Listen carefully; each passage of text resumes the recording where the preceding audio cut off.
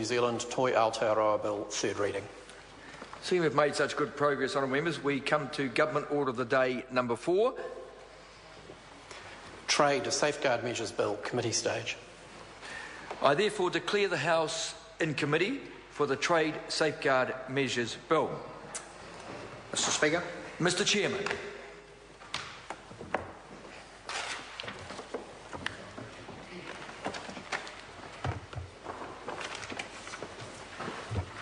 Members, the House in committee for further consideration of the Trade Safeguard Measures Bill. When we last considered the bill, we had reached part 1. Chris Hipkins had the call and has 4 minutes remaining if he wishes to speak. So the question is, a part 1 stand part, the Honourable Phil Goff. Mr. Speaker, this Trade Safeguard Measures Bill seeks to repeal the Temporary Safeguards Authorities Act that goes way back to the fourth Labor government in 1987 and to implement a new safeguard regime for New Zealand that's actually consistent with the WTO, the World Trade Organisation's rules, and according to the government is to promote efficient, transparent and objective investigative and decision-making processes. Now, those words are important, Mr. Chair, and I want to come back to them shortly, but I want to consider the history of this bill because it's a rather curious history. The origins of this bill was actually as a consequence of a review carried out under the last Labor government and after wide public consultation. In fact, it was the now Mayor of Christchurch, Leanne Dalzell, that introduced this bill into the House.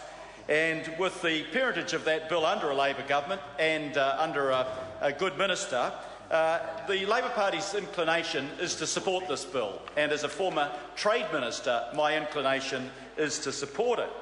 But there have been things that have happened under this bill that raise real questions about how competent the management and the oversight of this bill has been.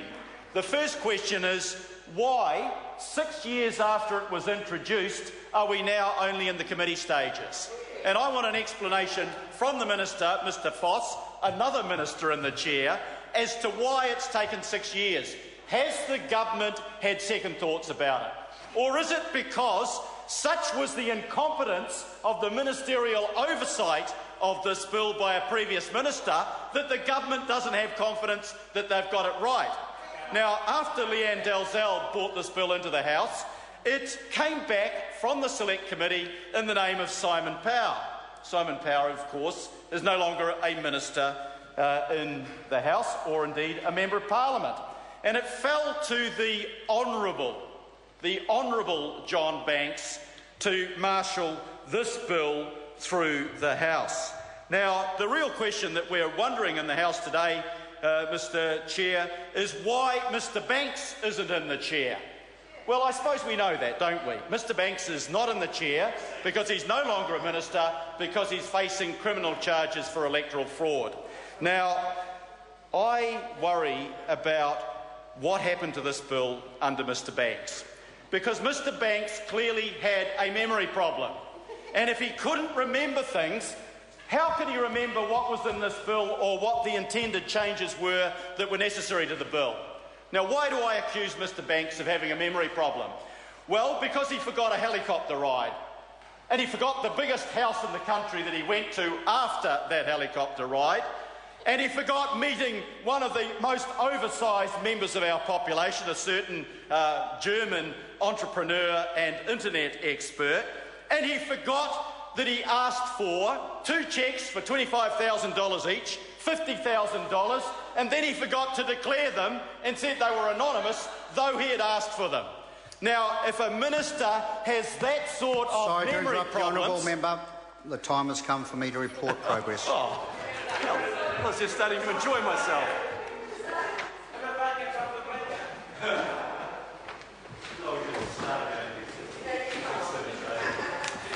The House is resumed. Mr Chairman. Mr Speaker, the committee has considered the Trade Safeguard Measures Bill and reports progress. Mr Speaker, I move that the report be adopted. The question is that the report be adopted. Those of that opinion will please say aye. To the contrary, no. The ayes have it. Honourable members, the People's House stands... This bill is set down for further consideration next sitting day. The People's House stands adjourned until 2 p.m. tomorrow. Ka kite anō and Pomarie.